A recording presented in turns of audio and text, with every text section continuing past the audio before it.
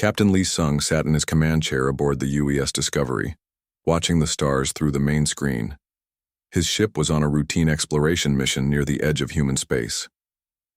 The Discovery was not a big ship, built for science and exploration rather than fighting. Lee liked it that way. He had been exploring space for 15 years and found peace in the quiet missions. "Captain," called Commander Kim Hana from her station, "I'm picking up something strange on sensors. There's a large ship approaching our position." Lee turned to look at her. Kim Hana was his best officer, smart and always calm under pressure. If she said something was strange, it usually was. "What kind of ship?" "Unknown design. It's much bigger than us. The energy readings are different from anything in our database."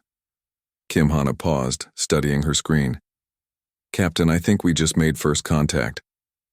Lee felt his heart beat faster. First contact with an alien species was something every explorer dreamed about. It was also something that could go very wrong very quickly. Red alert. All hands to stations. Send a message to Earth Command. Tell them we have encountered an unknown alien vessel. The bridge crew moved quickly to their positions. Lee watched as his officers prepared the ship. He noticed that Kim Hana had a small smile on her face. Even in this serious moment, she seemed excited rather than scared. Lee felt the same way. "Incoming transmission," reported Communications Officer Park Kyung. "They're using a universal translator. The message is, coming through in English. Put it on screen," Lee ordered. The main screen changed to show an alien face. The creature had gray skin, 4 eyes, and what looked like breathing tubes where a nose should be. When it spoke, its voice was deep and commanding. "Unknown vessel. This is Admiral Cathtar of the Galactic Dominion Fleet. You have entered space controlled by the Dominion. State your origin and purpose immediately." Lee stood up and straightened his uniform. This was the moment that would be remembered in history books. "This is Captain Lee Sung of the United Earthship Discovery. We are on a peaceful exploration mission.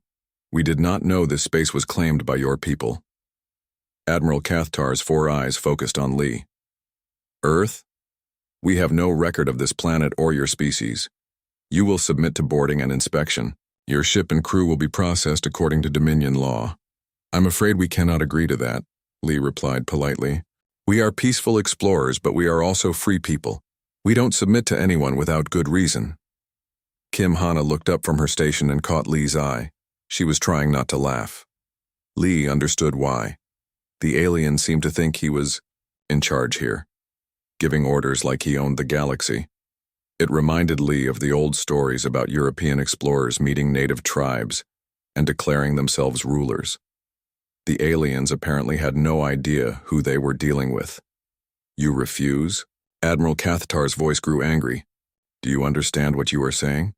The Galactic Dominion controls 12 star systems. We have thousands of ships and billions of soldiers. You are one small vessel in the middle of nowhere." "We understand," Lee said calmly, "but we still cannot agree to submit to you.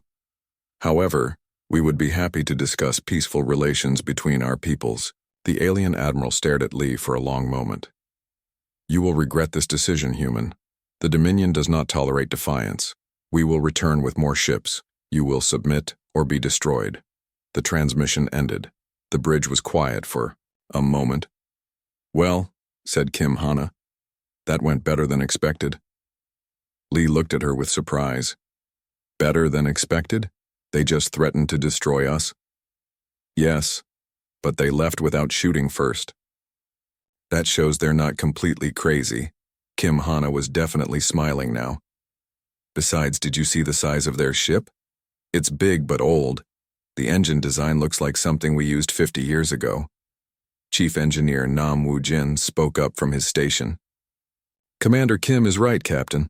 I scanned their ship while they were talking. Their technology is impressive in size but not in efficiency. Their weapons are powerful but slow. Their shields are strong but drain too much power." Lee sat back, down in his chair. He was starting to understand why his crew seemed so relaxed. "What's our status?" "All systems normal," reported Kim Hana. "No damage from their scans. Our shields held perfectly against their sensor probes. I don't think they learned much about us. Good. Send a full report to Earth Command. Include all sensor data on the alien ship. Mark it Priority 1. Lee thought for a moment. Also send a copy to Colonial Defense Command and the Fleet Academy. They'll want to study this. Message sent. Confirmed Communications Officer Park Kyung. Earth Command acknowledges receipt. They're forwarding the information to all relevant departments. Lee looked around his bridge. His crew was working efficiently, but he could see they were not worried. If anything, they seemed curious and slightly amused by the encounter. He had to admit he felt the same way. The aliens had been threatening, but they reminded him of a bully trying to scare someone much bigger than themselves. Captain, said Nam Woojin, if I may ask, what do you think they'll do next? They'll probably bring more ships, Lee replied. The Admiral seemed like the type who doesn't like being told no. He'll want to show us how powerful his dominion is. Kim Hana laughed. Poor guy. He has no idea what he's getting into. What do you mean? Asked Park Kyung. Think about it, Kim. Hana explained. We're an exploration ship. We're not even military. We have basic weapons and shields for protection against pirates and asteroids. Yet their admiral couldn't learn anything about us from his scans, and he seemed worried about our responses to his threats. Nam Woojin nodded. If they can't handle one exploration ship, how are they going to deal with an actual military response? Lee held up his hand. Let's not get ahead of ourselves. We don't know how powerful they really are. Maybe they were just being careful. Maybe, agreed Kim Hana. But did you notice how surprised he looked when you refused his demands? I don't think many species say no to the Dominion. That could be good or bad for us, Lee pointed out. If they're used to easy victories, they might not be prepared for a real fight. But it also means they might be more aggressive in trying to force us to submit. The conversation was interrupted by an alert from the sensor station. Captain, called, Sensor Officer Yoon Ji-hwan. I'm detecting multiple ships approaching, 6 vessels, same design as the first one. Red alert, Lee ordered. All hands to battle stations, raise shields and charge weapons. The main screen showed 6 alien ships approaching in formation. They were all the same size as Admiral Cathtar's ship, which made them much larger than the Discovery. But Lee noticed his crew was still calm. They moved quickly and efficiently, but no one seemed panicked. Incoming transmission, reported Park Kyung. On screen. Admiral Cathtar appeared again, this time looking more confident. Captain Lee Sung, I have returned as promised. You see before you a full squadron of Dominion warships. This is your final chance to surrender peacefully. Admiral, Lee replied, we appreciate your offer, but our position has not changed. We cannot submit to your authority. However, we are still willing to discuss peaceful relations. Peaceful relations? The Admiral's voice was full of disbelief. You are one small ship facing 6 warships and you speak of peaceful relations? You are either very brave or very foolish. Kim Hana leaned over to Lee and whispered, probably both. Lee tried not to smile. Admiral, we believe that peaceful solutions are always better than violence. Our people have learned that fighting usually makes problems worse, not better. Your people are about to learn a different lesson, Admiral Cathtar said angrily. Open fire. The 6 alien ships began shooting at the Discovery. Their weapons were large energy beams that lit up space with bright flashes. Lee watched the tactical display as the beams hit his ship's shields. Shield status? He asked. Shields at 98%, reported Kim Hana. Their weapons are powerful but not very accurate. We're taking minimal damage. Return fire, defensive shots only. Target their weapon systems. The Discovery's weapons were much smaller than the alien guns, but they were fast and precise. Lee watched as his ship's beams hit the alien vessels exactly where Kim Hana aimed them. One by one, the alien ships lost their main weapons. Cease fire, Lee ordered after 2 minutes. Open a channel to the Admiral. Admiral Cathtar's face appeared on screen again. He looked shocked and confused. How? Your ship is tiny compared to ours.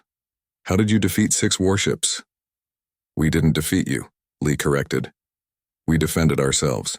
Your ships are not destroyed, just disarmed. We don't want to hurt anyone. This is impossible, the Admiral muttered. Our weapons are the most powerful in the galaxy. Our ships are invincible. Kim Hana spoke up from her station.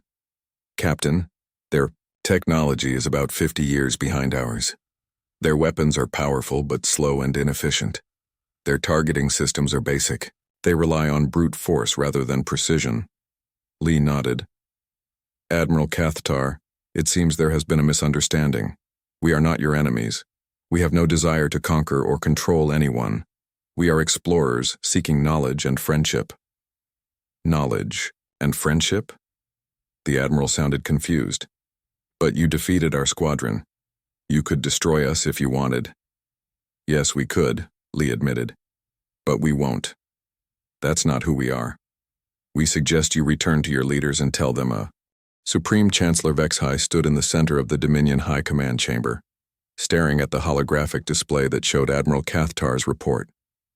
The massive alien had dark blue skin and 6 arms, each ending in sharp claws. His red eyes glowed with anger as he read the impossible data.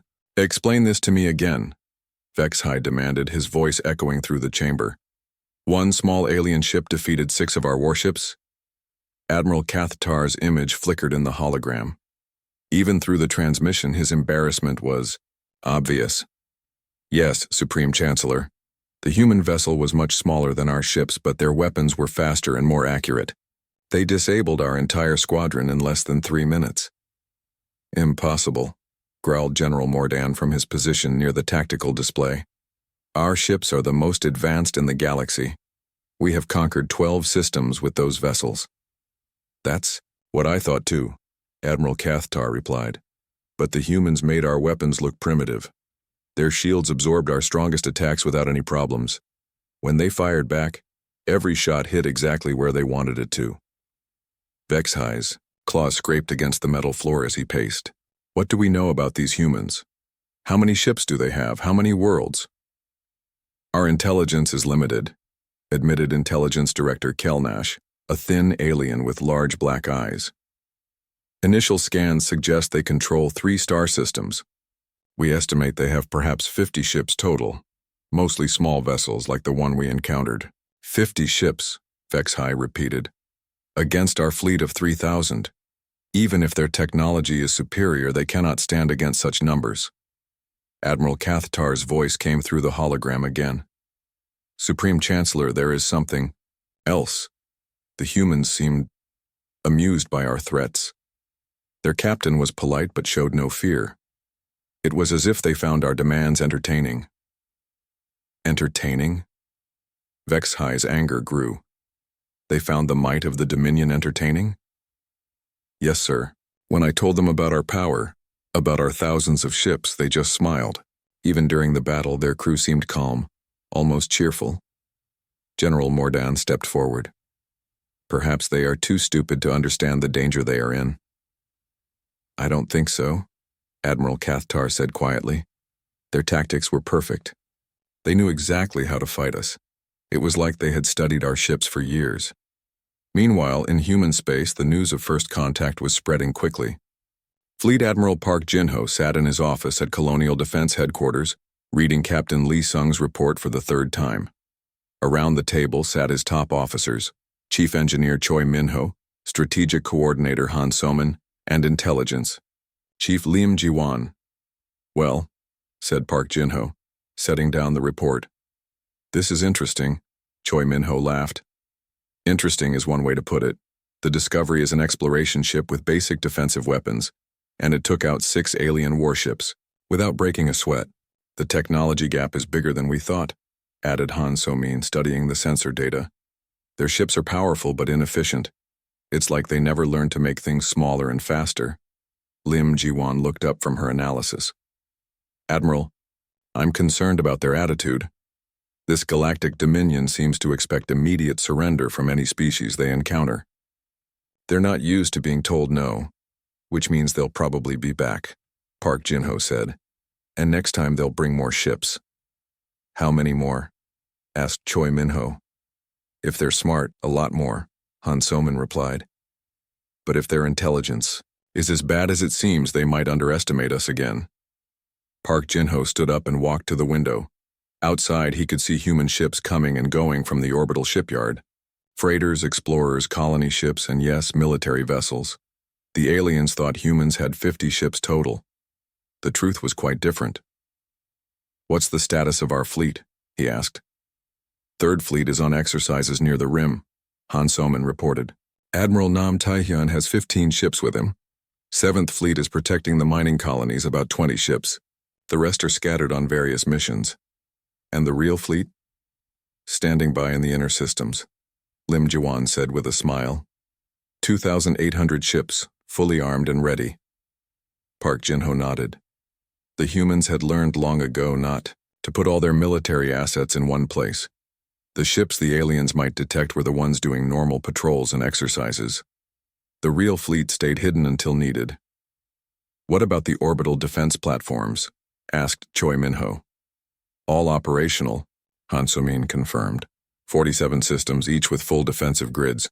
The platforms are powered down to minimum energy, so they look like space stations or asteroid mines. Park Jin-ho returned to his seat. "So if these aliens decide to attack, what will they find?" "Exactly what they expect to find," Lim Ji-won said. "A few dozen ships, some space stations, normal colonial activity. They won't see the defense platforms until it's too late, and they certainly won't see the main fleet." "Should we warn our colonies?" asked Choi Min-ho. "Already done," Park Jin-ho replied. "But I told them to act normal. No emergency preparations, no obvious military buildup. If the aliens are watching, I want them to see confident, relaxed humans, going about their daily business." Han So-min looked at the alien ship designs on her screen. "Admiral, why do you think they're so primitive? They control 12 systems. You'd think they would have developed better technology by now." "Maybe they never had to," suggested Lim Ji-won. "If every species they encountered surrendered immediately, they wouldn't need efficient weapons. Big and scary would be enough." "That's a good point," Park Jin-ho agreed. "They probably haven't fought a real war in centuries. They're used to intimidation, not actual combat." The conversation was interrupted by an alert from the communications station. "Admiral," called Communications Officer Young Hyun-woo. "We're receiving a priority message from Captain Yoon Dae-ho of the UES Defiance." "Put it through." Captain Yoon Dae-ho appeared on the main screen.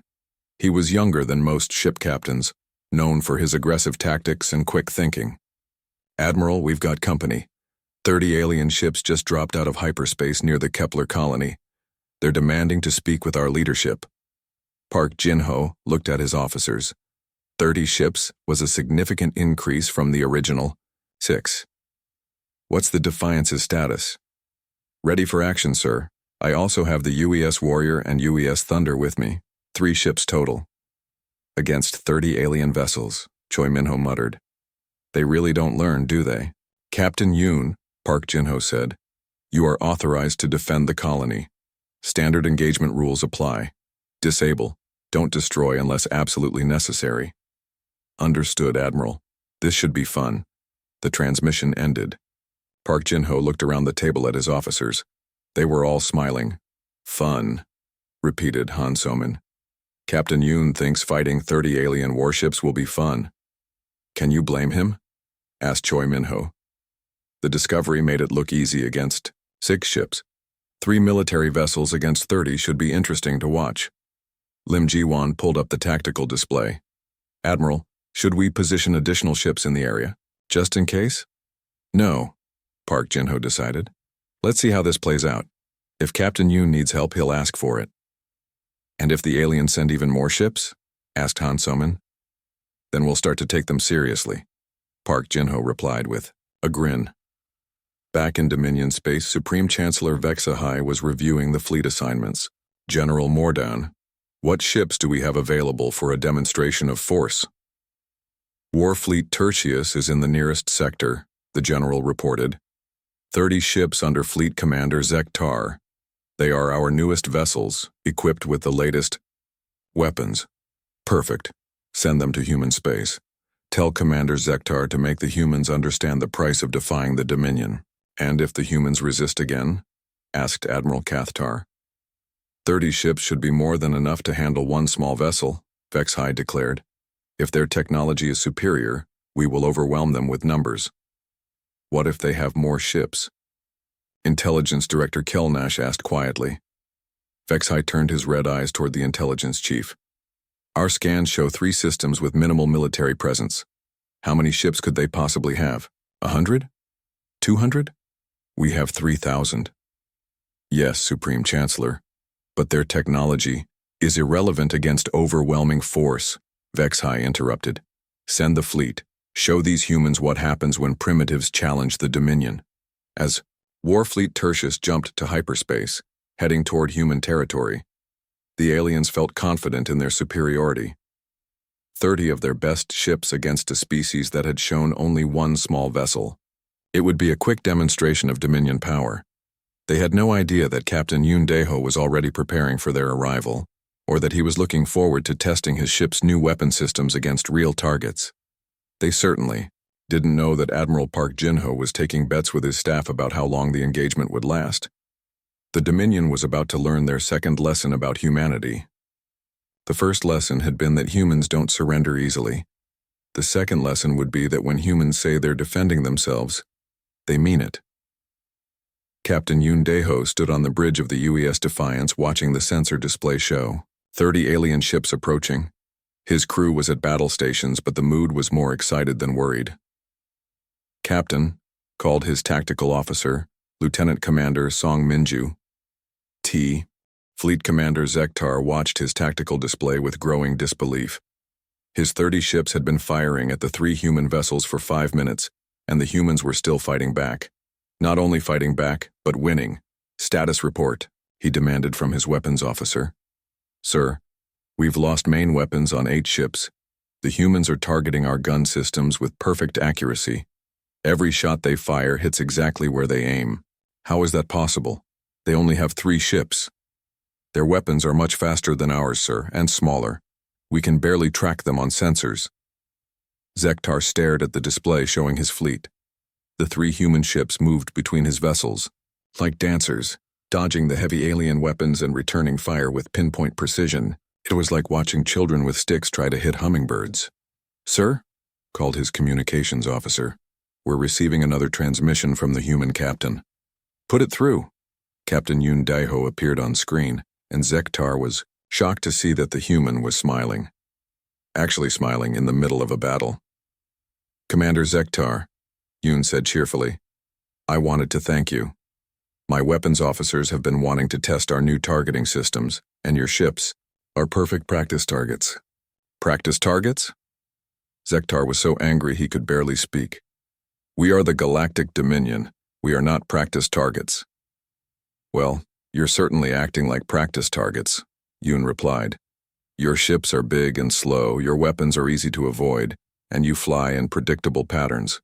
It's almost too easy. Lieutenant Commander Song Minju's voice could be heard in the background. Captain, should we disable the rest of their weapons? Or do you want to leave a few for the Academy students to practice on later? Yoon seemed to consider this seriously. Let's leave 3 or 4 ships with working guns. The students need moving targets for their exercises. Zektar couldn't believe what he was hearing. You're talking about using our warships for training exercises? Why not? Yoon shrugged. You came here to attack our colony. The least you can do is help educate our young officers about space combat. The human captain's casual attitude was more terrifying than any threat could have been. Zektar realized that his entire fleet was being treated as entertainment by these aliens. They weren't even taking the battle seriously. Sir, his tactical officer reported, we've now lost main weapons on 26 ships. The humans haven't taken any significant damage. Retreat, Zektar ordered. All ships retreat to hyperspace. But as his fleet began to turn away, the human captain's voice came through the communications again. Commander Zektar, before you go, could you do us a favor? Could you tell your superiors that we really would prefer to settle this peacefully? We don't enjoy destroying ships even when they attack us first. Destroying ships? Zektar looked at his display. None of his vessels had been destroyed, just disabled. You could have destroyed us? Of course, Yoon said matter-of-factly. But we're not monsters. We only kill when we have no other choice. Your crews will live to see their families again. Zektar stared at the human captain for a long moment. Why? Why spare us when we came to destroy you? Because that's who we are, Yoon replied simply. We hope someday you'll understand that. The transmission ended, and Zektar's fleet limped back toward Dominion space. As they jumped to hyperspace, Zektar could hear his communications officer intercepting human transmissions. Captain Yoon to Admiral Park. Mission complete. 30 alien ships disabled, 0 casualties on either side. The new targeting systems worked perfectly. Request permission to return to base. Admiral Park to Captain Yoon. Well done. Return to your base for debriefing, and Yoon? Yes, Admiral? Try not to look so disappointed that it ended so quickly. Zektar heard Captain Yoon laugh. No promises, Admiral. Maybe next time they'll bring more ships. The alien commander sat in his chair staring at nothing. His entire career had been built on the idea that the Dominion was invincible. In one day, that belief had been shattered by humans who treated his best warships like toys. Back at Dominion High Command, Supreme Chancellor Vexhai was having similar thoughts. The report from Fleet Commander Zektar lay on his desk, and he had read it 3 times. Each reading made it seem more impossible. 30 ships, he muttered to himself. 30 of our best ships, defeated by 3 human vessels. General Mordan entered the chamber, his expression grim. Supreme Chancellor, we've received additional intelligence about the humans. What kind of intelligence? Our long-range scouts have been monitoring human communications. The news of our defeats is spreading through their territory. And? They're laughing, sir. The humans are actually laughing about our attacks. They're treating it like some kind of game. Vexhai's claws scraped against his desk. Laughing? Yes, sir. We intercepted communications from their colonies. They're making jokes about our ships being practice targets and training exercises. Some of their military personnel are requesting transfers to the border zones because they want to participate in what they call the fun. Fun? Vexhai repeated slowly. They think fighting the Dominion is fun. General Morden activated a holographic display showing intercepted human communications. Listen to this, sir. This is from one of their military bases. A human voice filled the chamber, speaking in cheerful tones. Hey, Jin, did you hear about the action at Kepler Colony? 3 of our ships took on 30 alien warships. I heard Captain Yoon was disappointed it ended so fast. He wanted more target practice. Another human voice replied, Lucky guy. I'm stuck here doing supply runs while everyone else gets to play with the aliens. Maybe I should request a transfer to the frontier. The aliens don't seem very dangerous. More like really big, really slow training dummies. Yeah, but at least they're polite. They keep sending bigger fleets so our pilots get better practice. The recording ended. Vexhai stared at the display in silence. Sir, General Mordan continued, there's more. Our intelligence indicates that the humans are not taking any special defensive measures. Their colonies are operating normally. Their ships are following regular patrol routes. It's as if they don't consider us a threat. Because they don't, Vexhai realized. To them, we're not an enemy to be feared, we're entertainment. Admiral Cathtar entered the chamber at that moment, having arrived from the frontier. Supreme Chancellor, I request permission to speak freely. Granted. Sir, I think we need to reconsider our approach to the humans. They're not like any species we've encountered before. Explain. Every other species we've conquered was afraid of us. Fear made them weak, made them make mistakes. But the humans aren't afraid, they're amused. They fight us like it's a sport. Intelligence Director Kelnash activated another display. Admiral Cathtar is correct. We've analyzed the human tactics from both engagements. They could have destroyed our ships easily, but they chose to disable them instead. They're not trying to kill us. They're trying to teach us a lesson. What lesson? Demanded Vexhai. That we're not as powerful as we think we are, Kelnash replied quietly. General Mordan stepped forward. Supreme Chancellor, perhaps we should send a larger force. If we bring enough ships. How many? Vexhai interrupted. 100, 500, 1,000. What if they defeat those too? That's impossible, sir. No species could stand against our entire fleet. The same way it was impossible for 3 ships to defeat 30? Vexhai asked. The chamber fell silent. Finally, Admiral Cathtar spoke. Sir, what if we've been approaching this wrong? What if the humans really do want peace? You believe their offers of negotiation are genuine? I do, sir. They could have destroyed my ships during our first encounter. They could have killed Fleet Commander Zektar's entire fleet. But they didn't. They disabled our weapons and let us go home. Vexhai considered this. In his long career, he had conquered many worlds and subjugated many species, but none of them had ever shown mercy to Dominion forces. None of them had spared his ships when they had the power to destroy them. What do you recommend? He asked. Send a bigger fleet, suggested General Morden. Show them that we can bring overwhelming force to bear. Talk to them, suggested Admiral Cathtar. Find out what they really want. Vexhai looked at his advisors. Half wanted to escalate the conflict, half wanted to find a peaceful solution. He thought about the intercepted human communications, about species that treated Dominion warships like practice targets, and laughed about fighting the galaxy's most powerful empire. We will send Warfleet Tertius, he decided. 200 ships under Fleet Marshal Cordon. But we will also send a diplomatic envoy. If the humans truly want peace, we will listen. If they are deceiving us, and if they defeat 200 ships as easily as they defeated 30, asked Kelnash. Vexhai was quiet for a long moment. Then we will know that we are not the most powerful species in the galaxy anymore. Meanwhile, in human space, Admiral Park Jin-ho was reading Captain Yoon's detailed report. The captain had included sensor readings from the battle, tactical analysis of alien weapons and defenses, and his personal observations about alien psychology. They fight like amateurs, Park read aloud to his staff. No coordination between ships, predictable attack patterns, poor use of their numerical advantage. It's like fighting an enemy that learned everything they know from textbooks but never had real sea. 3 weeks after Admiral Beijiwan's victory at Arcturus, Fleet Admiral Park Jin-ho received an unusual message. It came through diplomatic channels rather than military ones, and it was addressed to the leadership of the human species. Well, said Strategic Coordinator Han Soman as she read the message, this is unexpected. Park Jin-ho looked up from his desk. What does it say? It's from Supreme Chancellor Vexhai of the Galactic Dominion. He wants to discuss matters of mutual concern regarding the future relationship between our peoples. Chief Engineer Choi Min-ho laughed. Mutual concern? Is that what they're calling it when we destroy their fleets? It gets better, Han So-min continued. He's requesting a meeting at a neutral location to discuss peaceful resolution of current hostilities. Park Jin-ho leaned back in his chair.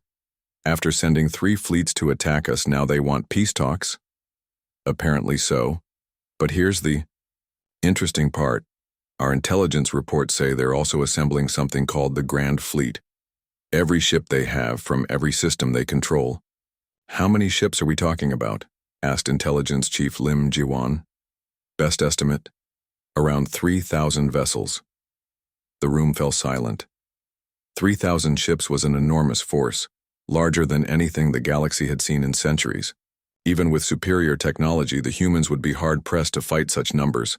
So they want to talk while building the biggest fleet in history, Choi Min-ho observed. Interesting negotiating strategy. It's a smart move, admitted Han Soman. They can offer peace talks while preparing for total war. If negotiations fail, they have overwhelming force ready. If negotiations succeed, they can claim they were always willing to be reasonable. Park Jin-ho stood up and walked to the window. Outside, human ships moved through space with their usual efficiency and calm. What's the status of our own forces? All. Fleets are at full readiness, Lim Ji-won reported. 2,800 ships operational, all defense platforms online, and colonial militia forces standing by. And our secret weapon? The shipyards have been working around the clock. We now have just over 4,000 ships in total, but about 1,200 are still in the inner systems where the aliens can't detect them. Park Jin-ho nodded. The humans had learned long ago to keep their true strength hidden. Let enemies see what they expected to see. a moderate force defending scattered colonies. The real fleet remained invisible until needed. "Admiral," asked Han Sumin, "what do you think about these peace talks?" "I think Supreme Chancellor Vexhai is a smart politician who's realized he's in over his head," Park replied.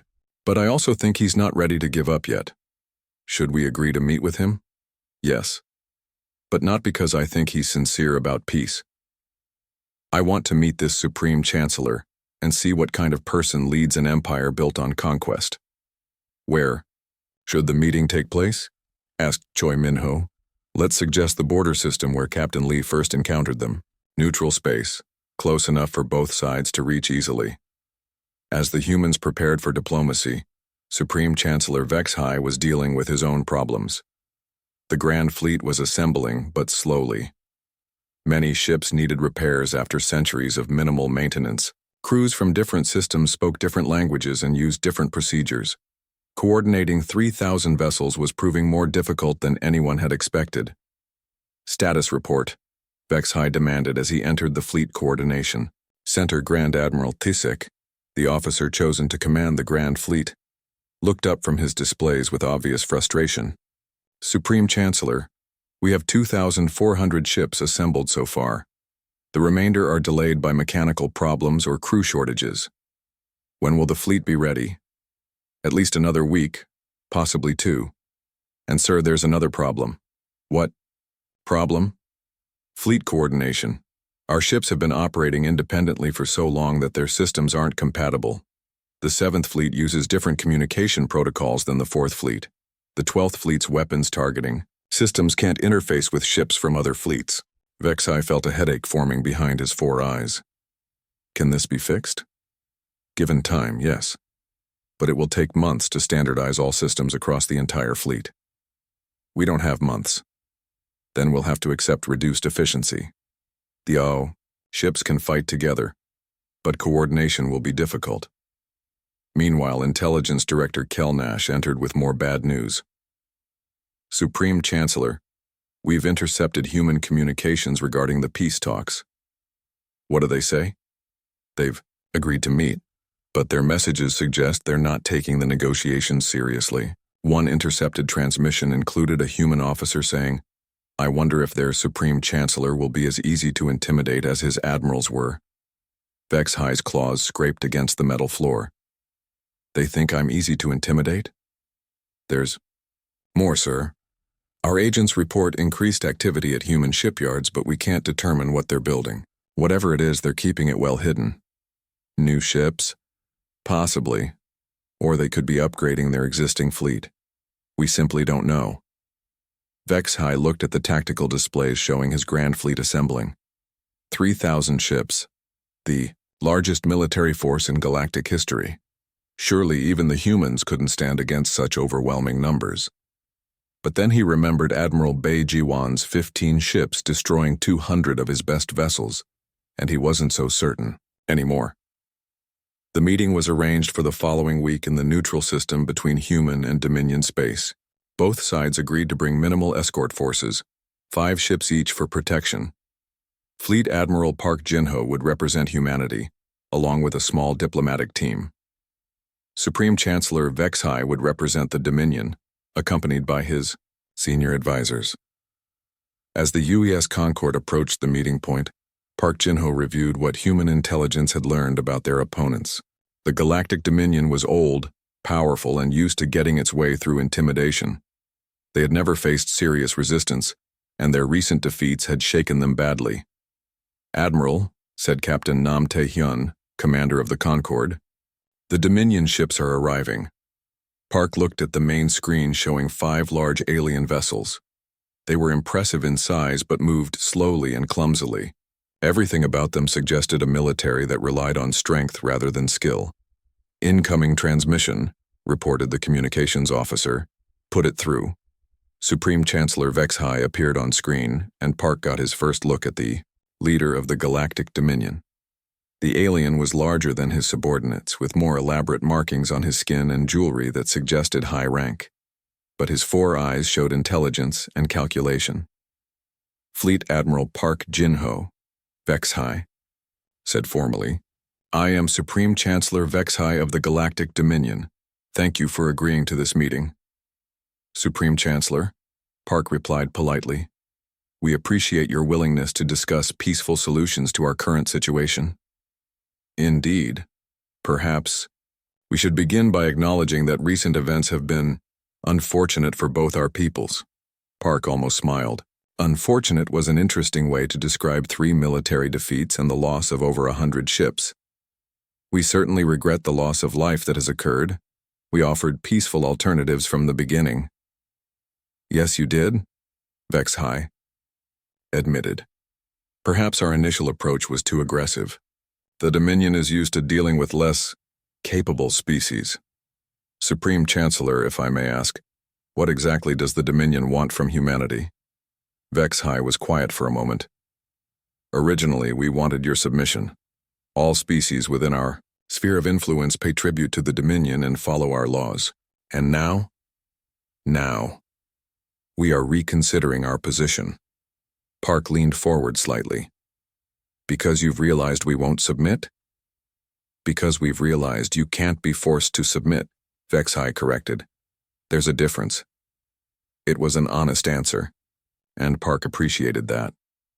Supreme Chancellor, what would you consider an acceptable resolution to this conflict? We could establish borders, Vexhai suggested. The Dominion would recognize human territory, and humans would not interfere in Dominion affairs. That sounds reasonable, Park agreed. But what about other species? Would the Dominion continue conquering innocent peoples? Vexhai's expression became guarded.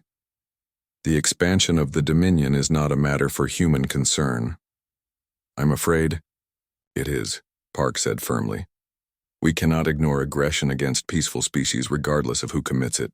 You would interfere in Dominion affairs? We would defend innocent peoples from unprovoked attacks, yes. The alien leader was quiet for a long moment. Fleet Admiral, are you threatening the Dominion? No, Supreme Chancellor. I'm explaining. Our principles. We believe in freedom and self-determination for all intelligent species. We won't attack your territory, but we also won't stand by while you attack others. Vexhai's 4 eyes narrowed. And if the Dominion chooses to continue its expansion despite your objections, then we would have a problem, Park said simply. A problem that would require a military solution? Only if you made it necessary. Vexhai leaned back in his chair. Fleet Admiral, do you realize what you're saying? The Dominion has 3,000 ships. Even if your technology is superior, you cannot stand against such numbers. Park was quiet for a moment, then smiled. Supreme Chancellor, may I share something with you? What? The ships that defy. Admiral Bei Jiwan stood on the bridge of the UES Indomitable, watching her tactical display show 200 alien ships approaching the Arcturus system. Her fleet of 15 ships was positioned between the aliens and the human colonies, ready for what promised to be the largest space battle in recent history. Admiral, called her communications officer, the alien fleet is hailing us. Put them through. The main screen showed an alien commander who looked older and more experienced than the previous ones. His gray skin was marked with scars, and his 4 eyes held the confidence of someone who had won many battles. I am Fleet Marshal Quardon of the Galactic Dominion, the alien announced. I have come with 200 warships to end this foolish resistance. Surrender now and your deaths will be quick. Admiral Bei smiled politely. Fleet Marshal, I am Admiral Bei Jiwan of the United Earth Defense Force. We appreciate your offer, but we cannot surrender. We are defending our homes and our people. Your homes? Quardon laughed, a harsh sound that echoed through the transmission. Look around you, human. You have 15 ships. I have 200. Your homes are already lost. Fleet Marshal, Bei replied calmly. You might want to reconsider. Your previous fleets have not had good experiences fighting us. Those were small forces led by inexperienced commanders, Quardon said dismissively. I am Fleet Marshal of the Dominion. I have conquered 7 star systems and destroyed 1,000 enemy ships. You cannot stand against my fleet. Captain Li Jinwu, Bay's tactical officer leaned over to whisper in her ear. "Admiral, their formation is terrible. They're bunched, up like amateur pilots. We could cut through them like paper." Bay nodded slightly, then spoke to the alien commander again. "Fleet Marshal, we really would prefer to avoid this battle. Are you certain you won't consider peaceful negotiations?" "The time for talk has passed," Quarden declared. "You will surrender or be destroyed. You have 1 minute to decide." "In that case," Bay said with a sigh, "I suppose we'll have to defend ourselves. But Fleet Marshal, when this is over, I hope you'll remember that we offered you a choice." The transmission ended. Bai turned to her crew, who were already at battle stations. Unlike the previous encounters, this time the humans were facing overwhelming numbers. 200 ships against 15 was a serious challenge, even with superior technology. "All ships, combat formation Delta," Bay ordered. "Weapons free. Target their command ships first, then work your way down the fleet hierarchy." "Admiral," asked Captain Lee, "should we request reinforcements?" "Not yet," Bay replied. "Let's see what these aliens have learned from their previous defeats." The answer, it turned out, was nothing at all. Fleet Marshal Quarden attacked with the same crude tactics his predecessors had used. His ships formed a massive line and charged toward the human fleet, firing their heavy weapons in a concentrated barrage. It was an impressive display of firepower, but completely ineffective against fast-moving targets. Admiral Bay's ships scattered like leaves in the wind, each one following a different flight path that took them around, under, and through the alien formation. The Dominion gunners, trained to fight slow-moving targets that stood still and traded shots, found themselves unable to track the nimble human vessels. "Their accuracy is worse than I expected," reported Captain Song Minho from the UES Relentless. "They're hitting maybe 1 shot in 50. That's still a lot of firepower coming our way," Bay reminded him. "Stay sharp and keep moving." The human ships danced through space, their weapons picking off alien vessels one by one. Unlike the previous battles, where humans had focused on disabling enemy ships, this time they were fighting for survival. 200 enemy ships was too many to disable safely. "Admiral," called Lieutenant Commander Park Soo-jin from the weapons station, "shall we target their weapon systems or go for kill shots?" Bay hesitated for a moment. The humans had always tried to minimize casualties, even when fighting aggressive enemies. But 200 ships was a serious threat to the colonies behind them. "Disable when possible," she decided. "But if a ship poses an immediate threat to our forces or the colonies, take it out." The battle raged for an hour. Space around Arcturus was filled with laser fire, missile trails, and the bright flashes of ships being destroyed. But slowly, inevitably, the tide turned in favor of the humans. Fleet Marshal Quarden watched his fleet being torn apart and couldn't understand how it was happening. His ships were bigger, more heavily armed, and far more numerous than the enemy. But they couldn't hit the fast-moving human vessels, while every human shot seemed to find its target. "Status report," he demanded from his tactical officer. "Sir, we've lost 60 ships destroyed and another 40 disabled. The humans have lost 2 ships with minor damage." 2 ships. Quarden stared at the display. "How is that possible?" "Their ships are too fast, sir, and their weapons are incredibly accurate. It's like they can predict where we're going to be before we get there." On the human side, the battle was going exactly as Admiral Bay had expected. The aliens were brave but predictable, strong but slow. Their tactics hadn't evolved in centuries, while human military doctrine had been refined through constant training and simulation.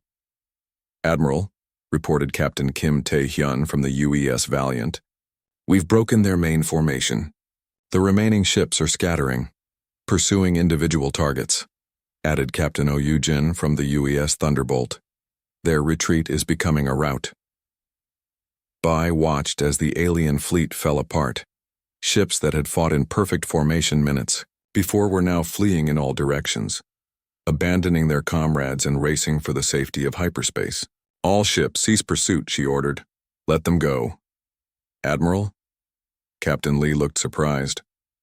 "We could finish them off." "We could," Bay agreed. "But we don't need to. They're beaten and they know it. Let them return to their leaders with the news." Fleet Marshal Quarden was among the last to retreat. His flagship had taken heavy damage and his crew was barely keeping the ship operational. As he prepared to jump to hyperspace, he received one final transmission from Admiral Bay. Fleet Marshal Quarden, this is Admiral Bay. I want you to know that we take no pleasure in this battle. We fought only because you gave us no choice. Quarden's pride was shattered, but he found himself responding. You could have destroyed my entire fleet. Yes, we could have. But we're not conquerors. Fleet Marshal, we're defenders. We hope your leaders will understand the difference. As the surviving Dominion ships jumped to hyperspace, Admiral Bay's crew began counting the cost of the battle. Of the 200 alien ships that had attacked, 73 had been destroyed and 52 disabled. The rest had fled. On the human side, 2 ships had suffered minor damage and no lives had been lost. Admiral, said Captain Lee, should we pursue them back to their territory? No, Bay replied firmly. We've made our point. Now let's see if they're smart enough to understand it. But even as she spoke, Admiral Bay knew this wasn't over. The Dominion had been humiliated twice now, and proud empires didn't usually accept defeat gracefully. They would be back, probably with an even larger fleet. Meanwhile, in Dominion space, Supreme Chancellor Vex-High was receiving the most devastating news in the Empire's history. Fleet Marshal Quarden's report was brief and brutal. 200 ships defeated by 15 human vessels, over 100 ships lost and the survivors fleeing in complete disorder. This is impossible, General Mordan insisted for the 10th time. No species could defeat 200 of our ships with only 15 vessels. The humans did, Admiral Cathtar said quietly. And they did it easily. Intelligence Director Kel Nash activated a holographic display showing the battle analysis. Based on surviving sensor data, the human ships moved at speeds we didn't think were possible. Their weapons fired faster and more accurately than anything in our records. And their tactics. What about their tactics? Demanded Vex-High. They fought like they knew exactly what we were going to do before we did it. Every move we made, they had a counter ready. It was like fighting an enemy that could see the future. Vex-High studied the tactical display, watching the recreation of the battle. The human ships moved through his fleet like predators among prey, striking precisely and withdrawing before his forces could respond. It was a masterful display of military skill. How many ships do they actually have? He asked. Unknown, Kel Nash admitted. Our intelligence was clearly wrong about their military strength. If 15 ships could do this much damage, how many more are hiding in their territory? And what about their colonies? Asked Admiral Cathtar. We assumed they were lightly defended. What if each colony has a fleet like this? The thought was terrifying. If the humans had been hiding their true military strength, if each of their colonies was defended by ships like the ones that had destroyed Fleet Marshal Quarden's force, then the Dominion was facing an enemy far more powerful than themselves. Sir, General Mordan said hesitantly, perhaps we should consider the humans' offer of negotiations. Vex-High looked at his general with surprise. Mordan had been the most aggressive advocate for war with the humans. If even he was suggesting peace talks, the situation was worse than Vex-High had thought. You think we should negotiate? He asked. Sir, we've lost over 100 ships fighting these humans. They've offered peace multiply.